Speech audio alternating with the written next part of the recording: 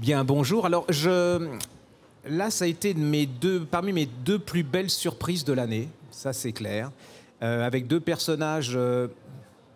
Moi, je n'appelle pas ça des monstres. Hein. Je trouve, non, c'est peut-être mon côté. Le pianiste, je trouve que quelque part, il a quelque chose de dérangeant, mais il est humain quand même quelque part. Et puis Eva Braun, alors ça, Eva Braun, faut le faire quand même. Je veux dire, si on m'avait dit que j'aimerais un roman qui parle d'Eva Braun et que en plus j'ai une certaine empathie pour cette femme, là, c'est très, très, très, très fort. Je voudrais comment vous, tous les deux, vous avez choisi ce personnage il est relativement inconnu, le vôtre. Ouais. Oui, il est méconnu en tout cas, à part vraiment de ceux qui s'intéressent à l'histoire de la Seconde Guerre mondiale et du nazisme. Ce type qui s'appelle Ernst Amstengel, qu'on surnomme tant mieux Puzzi, c'est plus facile à dire et à écrire, Puzzi. Comment je suis tombé sur lui? En fait, ça faisait longtemps que je voulais travailler sur les États-Unis nazis.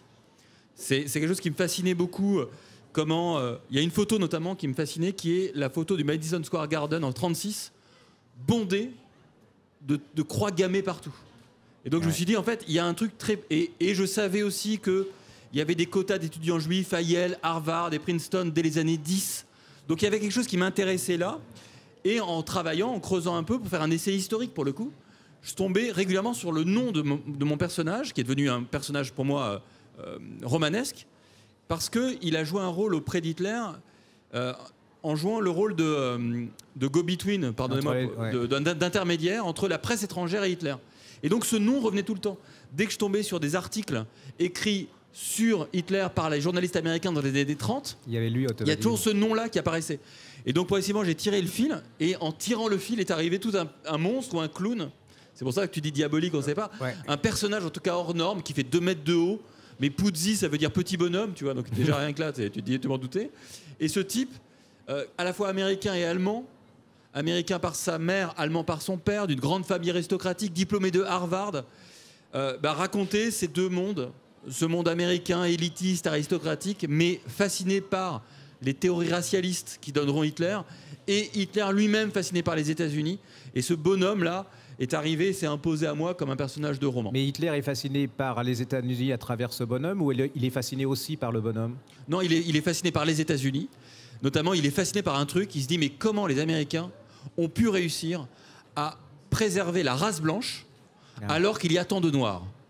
Et les gens ne le savent pas, mais les lois de Nuremberg de 1935, qui sont quand même des lois qui vont mettre dans la loi le fait qu'une Aryenne ne peut pas, ou un Arien ne peut pas avoir de relations sexuelles avec un Juif, qu'il ne peut pas y avoir de descendants, etc. Et bien ça, c'est nourri par le constat que les Américains ont réussi à le faire avec les Américains et les Noirs américains. Donc il y a des allers-retours permanents entre ces deux mondes, et mon personnage est au milieu et lui apporte, par exemple, quand il est à la prison du Landsberg en 1924 et que Hitler écrit Mein Kampf, eh bien Puzzi lui apporte des textes d'historiens américains qui théorisent des choses que Hitler a confusément en lui. Donc il y a vraiment des allers-retours idéologiques, des allers-retours politiques, et même sentimentaux entre ces deux mondes. Les deux, oui. Et comment, dans la tête d'un auteur normal, pense-t-on faire un bouquin sur Eva Braun qui, au départ, a quand même une stature un peu nunuche, pas très sympathique? Et comment se dit-on, on va raconter une autre vie d'Eva Braun? Je crois que tout part des petites vidéos qu'elle a faites à Berchtesgaden dans les années 42, 43, 44. On la voit faire des galipettes. On la voit jouer avec son chien, courir dans la nature. Et il y a une espèce de télescopage entre ces images de rêve presque naïves et tout ce qu'on sait sur ce qui se passe. C'est vraiment les années de montée en puissance des camps de la mort jusqu'en 44, la Hongrie. Enfin, c'est juste de la folie. Et la question qui vient à l'auteur normal, c'est comment peut-on avoir été la poule, la poulette, la copine, l'amante, et puis la femme du plus grand criminel du XXe siècle. Comment peut-on être passé à côté? Comment peut-on donc jouer avec son chien, être préoccupé par des choses complètement futiles? Ça, c'était la première question. Donc j'avais envie de la faire parler. Voilà, c'est ça la première chose. Et la deuxième chose, j'avais fait un livre avec mon père sur le massacre des Juifs de Lituanie. Donc j'avais un peu étudié la machine nazie, l'opération Barbarossa, et j'avais rencontré quelques historiens, dont Christian Ingrao, Michael Prazan, et ils m'ont donné des clés intéressantes. Et à partir du moment où on a des clés intéressantes, on peut se permettre de jouer un petit peu avec l'histoire. Et vous avez eu à la fin, vous avez quand même une certaine empathie, je ne sais pas, mais pour cette vieille dame qui se retrouve seule. Alors moi j'ai un problème, c'est que je pardonne tout, toujours, je ne suis pas rancunier. J'ai eu ce problème quand j'étais juré il y a 15 ans, la présidente du jury, voilà, j'avais envie d'acquitter tout le monde parce que j'ai envie de redonner une chance aux gens. Et elle m'a dit non mais quand même, le parquet a un devoir quand même de sanctionner, etc. Donc c'est pareil pour Eva Braun. À partir du moment où je l'ai mise dans des situations donc de prison, de vie compliquée, où il a fallu qu'elle se dénude et donc d'une certaine manière qu'elle réfléchisse sur elle-même. Et je pense qu'à partir du moment où quelqu'un réfléchit sur lui-même et se met à parler un peu, se met à penser.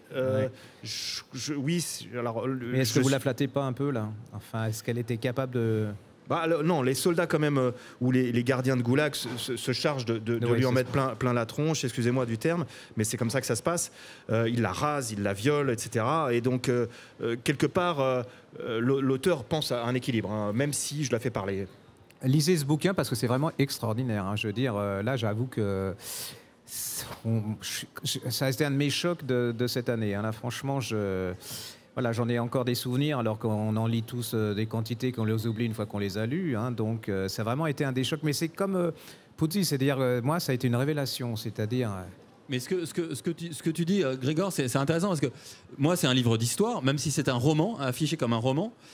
Mais c'est des archives, j'ai travaillé, donc c'est pas de l'Uchronie du tout comme ton livre, donc c'est des objets apparemment différents mais qui se réunissent, qui se retrouvent sur, en gros, c'est comment on côtoie le mal, en fait, l'intimité du mal, comment ça se passe quand on est à côté du mal, et donc on essaie de s'approcher comme un truc un peu radioactif, quand on y va sans y aller, en ayant peur de nous-mêmes en fait, parce que c'est quand même l'auteur qui écrit, et donc par exemple si tu dis j'ai voulu faire parler Eva Braun, bah, c'est marrant parce que moi je me suis interdit de faire parler Hitler. C'est-à-dire que il y a des dialogues que je peux inventer dans le livre, mais moralement, éthiquement, je me suis interdit de faire parler Hitler parce que les mots d'Hitler sont les mots qui conduisent à la Shoah en fait. C'est les mots d'Hitler. Et donc on peut faire parler Eva Braun, mais je pense que faire parler Hitler, moi, d'un point de vue presque éthique et moral, je ne peux pas le faire. Et donc voilà, donc on s'est posé des questions. C'est marrant parce qu'on part d'endroits très différents. Toi, tu pars vraiment d'un endroit très littéraire, très uchronique, donc c'est le contraire de l'histoire. Mais on se retrouve sur des questions, à mon avis, assez thématiques. Et ce qui est intéressant, juste, et après je ne veux pas trop prendre la parole, mais ce qui est intéressant dans ton histoire, c'est que mon personnage, Eva Braun, c'est son drame. Parce qu'il ne va cesser de vouloir contenter Hitler, et notamment de lui trouver une femme. Mon personnage, comme il fantasme sur l'idée de réconcilier le pays de son père, l'Allemagne, et le pays de sa mère, les États-Unis, il essaie de convaincre Hitler de s'allier avec les États-Unis contre l'ennemi qui est le judéo-bolchevique. Le problème, c'est Hitler a tenté, mais il est trop nationaliste pour cela. Mais pour ça, il va essayer de le faire vivre en lui présentant des femmes. La fille de l'ambassadeur. Ouais. La fille de l'ambassadeur Dodd, américaine, il se dit, si la fille de l'ambassadeur des États-Unis en Allemagne tombe sous le charme et Hitler inversement, je vais réussir dans le lit ce que je veux réussir dans la grande histoire. Et pareil avec les Mitford, il va tenter de lui présenter les filles Mitford. Ça va être des échecs à chaque fois, mais c'est intéressant. Du coup, il finit avec Eva Braun au moment de la disgrâce de Puzzi en plus. Donc c'est intéressant, même quasiment d'un point de vue de nos deux histoires, elles se réunissent. En fait, la mienne s'achève quand la tienne commence quasiment. Pardon. Sur Eva Braun, il y a quand même une interrogation que j'ai eue pendant tout le livre. C'est est-elle coupable ? Et de quoi est-elle coupable ? Alors la première question, la première question, c'est elle n'est pas coupable. Elle a jamais trempé dans les affaires politiques. Hitler attendait d'elle qu'elle soit une potiche, qu'elle lui parle des chiens, mais certainement pas du convoi qu'a vu sa sœur en 1943 en Hollande. Ça, Hitler, il n'aimait pas. Il aimait qu'on le caresse dans le sens du poil, il aimait passer pour le grand sauveur de l'Europe, le sauveur de la race aryenne. Il avait un projet utopique, parce que c'est ça Hitler, hein, au début, même si c'est terrible, parce que nous on en a vu la face plus que cachée, sombre et affreuse. Mais il avait ce grand projet, donc lui, tout ce qui était les morts, là, tout ça, ça l'intéressait pas. Il voulait qu'on le flatte en tant que sauveur de l'humanité d'une certaine manière. Et donc c'est ce qu'elle a fait, mais du côté privé. Donc, alors, coupable, je ne pense pas. En revanche, symboliquement, elle est tellement liée à l'image de Hitler que les Russes, évidemment, si mon histoire était vraie, si elle avait été vraiment capturée par la Russie, évidemment qu'elle aurait été tellement détestée, tellement haïe.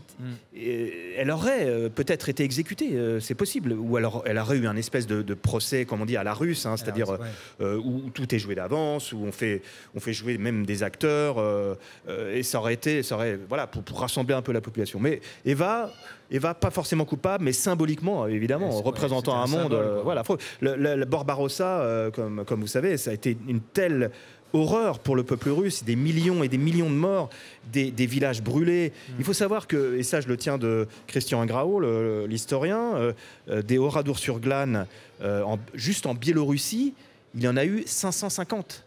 Donc ça nous donne une idée de la folie furieuse des nazis quand ils sont arrivés, mais quand ils sont repartis. C'est ça, c'est les deux couches, hein, c'est l'effet qui se coule. Hein, c'est hop, on reprend et on revient. Bon voilà, c'est horrible. Et du coup, la haine de tout ce qui est allemand nazi est tellement folle que on suit d'ailleurs dans mon livre, hein, la progression de l'armée russe. Et les viols, les exactions, les violences, parce que tout le monde dans sa famille a connu des pertes en Russie, hein, à cause de la folie nazie. Ouais. Et Puzzi, il va être en disgrâce. Qu'est-ce qu'il va devenir? C'est intéressant parce que ça résonne. Puzzi, quand même, est le plus proche des confidents d'Hitler dans les années 20, au début des années 20. Quand Hitler sort de prison, chez qui il va fêter le réveillon de l'année 1924? C'est chez Puzzi. Il a d'ailleurs une histoire un peu d'amour, mais platonique, comme avec beaucoup de femmes. D'ailleurs, Puzzi dit d'Hitler qu'il est asexuel ou asexué. Donc c'est intéressant, même par rapport à ton histoire. Ouais. Donc ils sont très proches. Il va effectivement être ostracisé par le régime en 1937. Ce qui va faire de lui, d'ailleurs, le seul être humain à travailler pour Hitler et pour Roosevelt. Parce que Roosevelt se dit « Oh là, mais ce type que j'ai connu à Harvard, il connaît parfaitement Hitler. Il va peut-être pouvoir m'aider à faire de la propagande. » Et donc, mon bonhomme là se retrouve à travailler à Washington, prisonnier britannique, donc une histoire incroyable, à être aux côtés de Roosevelt. Et après la guerre, c'est un peu lui, coupable, pas coupable. C'est l'un des... Tu as commencé en disant, en fait, je sais pas ce qu'est nos personnages. Et ben moi, la grande question que je me pose, c'est est-ce qu'il était un monstre ou un clown? Et est-ce qu'il faut choisir? Est-ce qu'on peut être l'un? Est-ce qu'on peut être les deux? Est-ce qu'on peut être les deux? Est-ce que l'un exclut forcément l'autre? Parce qu'il avait un côté clownesque, mais un côté monstrueux. Et je ne révèle pas la dernière page de mon livre, mais la dernière page de mon livre, je suis dans les archives à Munich, et je tombe sur ces archives de très vieux monsieur, et c'est pas le twist de la résolution du mystère, mais il y a quelque chose qui se passe à cet endroit-là, qui me dit, tiens, peut-être que je peux relire l'histoire différemment. Bon, alors moi, je peux vous conseiller de vraiment lire ces deux bouquins, parce que c'est... Bon, il y a tellement de livres qui sont de bonne qualité, qui sont sympathiques à lire et tout, mais bon, une fois qu'on l'a fini, on a passé un bon moment, ce qui est déjà pas mal pour certains. Mais là, vous allez vraiment découvrir des personnages incroyables. Moi, j'en suis, voilà, c'est parmi les deux plus belles révélations de cette année. Donc, allez-y, ils sont tous les deux là, profitez-en. Et vous allez voir, à mon avis, si vous n'êtes pas choqué par les deux bouquins, là, vous êtes... c'est un peu compliqué pour vous. Donc allez-y, et je les remercie parce que c'est vraiment deux belles choses. C'est deux belles révélations de cette année. Merci. Merci à vous. Et merci à toi.